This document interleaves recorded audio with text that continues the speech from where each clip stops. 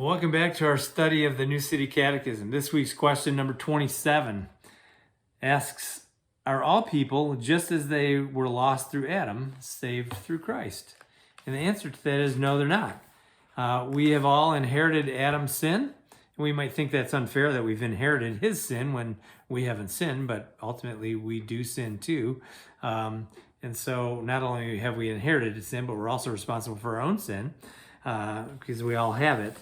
But it's only through faith in Jesus that we inherit or we receive his righteousness, which we desperately need because that's perfect righteousness. Because of our sin, we are less than perfect in our righteousness.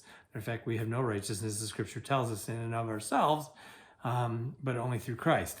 And so we desperately need that gift that he has given to us of his death and resurrection.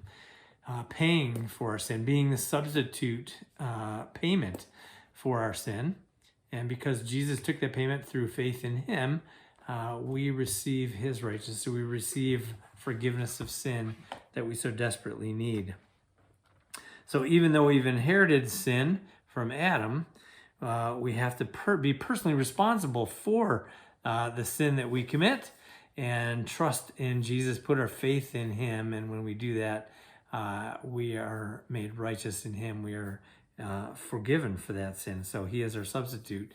And what an amazing Redeemer that we have, who was willing to be a substitute for us so that our sin could be forgiven, so that we could be made righteous in him. And so that has a couple implications for us. One is we need to personally trust in Jesus, put our faith in him through his death and resurrection, paying for our sin.